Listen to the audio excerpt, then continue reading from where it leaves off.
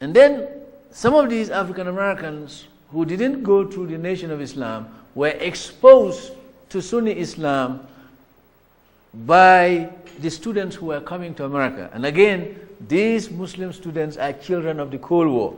Because of the rivalry between the Soviet Union and the United States, both contestants in the Cold War were trying to woo and win young people from the old world. The Russians, at that time, in the height of their power, established a university in Moscow called Patrice Lumumba University. Asians, Africans, and Latin American kids went to study in that university.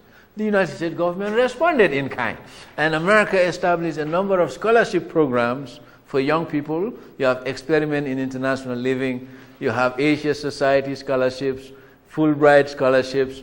Many of these young Muslim kids, hundreds of thousands of them, came to America as children of the Cold War. Now, many of these Muslim kids who were going to American colleges and universities would organize themselves into the Muslim Student Association, MSA. And many of these Muslim kids would end up marrying American brides. And this generation would create the foundation for Islam, because you have native-born American women and men who now begin to intermarry with these Muslim students who were the children of the Cold War. And of course, gradually, after 1963, you found in many American campuses Muslim student associations, and this would change the academy. Gradually, the Muslim kids, following the footsteps of the Jewish kids, will now begin to ask for halal food in the cafeterias. And of course, many of them now begin to ask for space to pray. And of course, because the Cold War was going on, many of the American administrators on college campuses were obliged to these students. And of course, many of these students came from politically volatile countries, and after they finished, they went home with their brides, American brides, but because of political trouble, they came back to America. And you have thousands of them who came. Some of them ended up not going back because of political crisis back in their countries, especially from the Middle East, and many of them also from Pakistan and some other Muslim countries in Africa. And these children of the Cold War would become students at one point, but then later on they will become professionals. And today, they form the backbone of the Muslim immigrant population in America. And this way, the marriages that were contracted by these children of the Cold War would give rise to large number of American women who are Muslims, a smaller percentage of American men who marry some of these Muslim women from the Middle East or from Iran or some other points in the Muslim world, now constitute the professional group within the Muslim community. And of course, many of the people who were identified with the Nation of Islam and were willing to follow Imam Waridin Muhammad after 75, within the span of 25 years, we now witness a middle-class group emerging out of the old Nation of Islam who are committed to Sunni Islam and to the American way of life. So you have the meeting of the two streams, those who came as children of the Cold War on American campuses, and those who came out of the ghettos of America but were reformed and transformed by the Puritan ethics, as some scholars would say, of the Nation of Islam, becoming middle class, mixing up with these immigrants and white American Muslims and Chicano Muslims who have developed. So this is these are the meeting of the streams that you find in American society. You have the native-born American Muslims and the immigrant Muslims converging and creating this new stream of American Islam. Now, this fourth phase has almost come to an end. There are still some aspects of it developing. But the fifth phase we are entering is the period of institutionalization and consolidation of the Muslim community. Because now, most American scholars and government officials have come to recognize that Islam is in the United States for good. It is not going to disappear. Muslims are here. And you have increasingly a large number of Americans native-born Americans who are Muslims. And most of the scholars and the White House recognize this because they now invite Muslims to have Eid celebration in the White House. That's a major development in the United States. And of course, America can also use that for political purposes in the Muslim world. It cuts both ways. You legitimize the Muslims as part of the American way, but at the same time you can turn around and tell the Muslim world, you see? And Clinton did that when he addressed the parliament in Jordan. And he told the Jordanian parliamentarians that we too hear the azan every day, and we too pray 5 times like you do.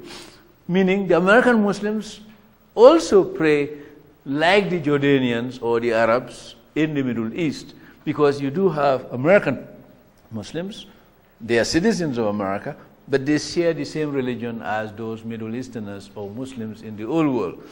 That is part of the 5th phase. That what is now beginning to happen is that the Muslim presence in America is now evident, and you can develop a number of indices to measure this. One is the population growth.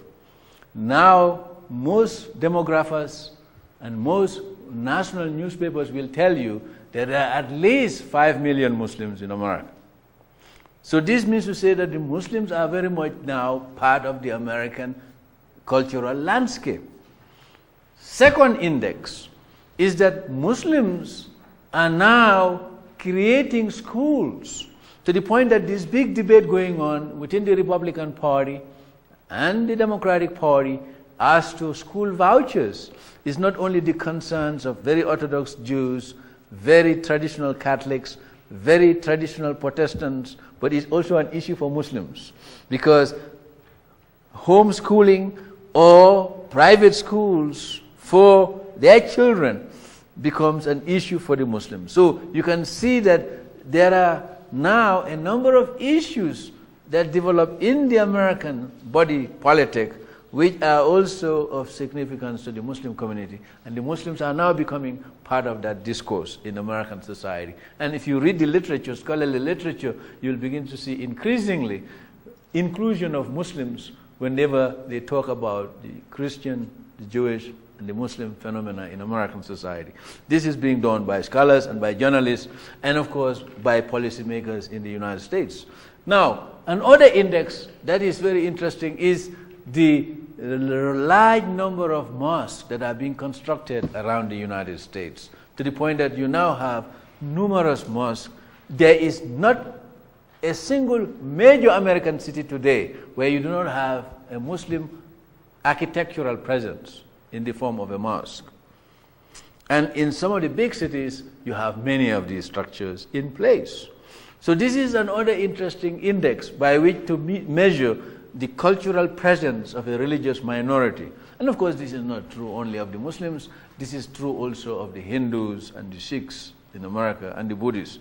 But since we are talking about Muslims, we can begin to see that the geography of religion in America would now, the geographers, those who write books on geography of religion, will suddenly devote certain pages to Muslims as part of the American cultural landscape. Another index that is manifesting itself, and I alluded to that with respect to campus life, is the fact that halalization is beginning to take place. Just like kosherization took place as Jews were beginning to be accepted. And now, of course, the Hindus and their vegetative diet will also beginning to be taken into account in American society. The same thing is becoming evident with regard to the Muslims, to the point that if you are flying on the airlines, you can tell them that you don't eat certain kind of food, and of course they will try to find meals that accommodate your needs. And of course the Muslims are now beginning to be taken seriously as part of the American cultural landscape through the creation of halal meat markets. And if you come from California, you have many of them. You come from Michigan, Ohio, Pennsylvania, Massachusetts, you come to New York, so many of them. So this is becoming very interesting phenomena. Now, like all groups who immigrated into the United States, scholars who are urban, folklorists, or urban anthropologists are also beginning to collect new data with regard to immigrant lives in American society. And of course, the presence of Muslim immigrants would be manifested not only in peddling, as we described earlier, but now increasingly you'll find Muslim taxi drivers and Muslims working in all walks of life. And of course, one of the phenomena would be jokes about the new kid on the block. And of course, you have on New York radio stations, sometimes they make jokes about the Muslim taxi drivers of New York City. You have many Pakistanis and others. I mean, and some of them. So that is an index, you see, of the presence of the other group. You see, where you now begin to have members of the mainstream culture talking about groups that are just recently arrived or are finding their way within the culture. So you have in the fifth phase in the development, institutionalization, whether it is in the form of the mosque or the masajids, Islamic centers, whether it's in the form of halal stores, whether it's in the form of bookstores that specialize in Islamic books, and they go with the halal stores in many parts of the country. And now you begin to see, with the development of the internet in America, you have many websites that are set up by Muslims to show their presence in America. Jokingly, I always tell people that America is the big magnifying mirror, and everybody wants to be on that mirror to look big. So the reality is the websites, the internet becomes a very interesting mirror. And of course, the presence of the immigrant communities as well as the old established communities is in the net. And Muslim websites demonstrate that American Muslims are now part of the American internet web.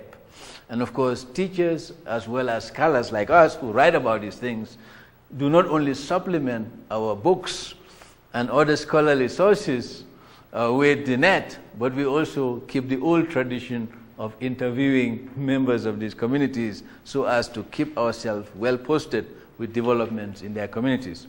One other point that needs to be emphasized also with regard to the institutionalization of Islam in America and the consolidation of the Muslim values in American society is the fact that all immigrants go through a period of assimilation and acceptance in the larger society. And of course, in America, you have 5 major institutions that are very key for groups that are immigrants and religions that are new, even though they are embraced by an increasing number of native-born Americans whose ancestors go back 200-300 years ago in the country. One good index by which you can see that these religions are gaining acceptance in the society is in these 5 institutions of American society.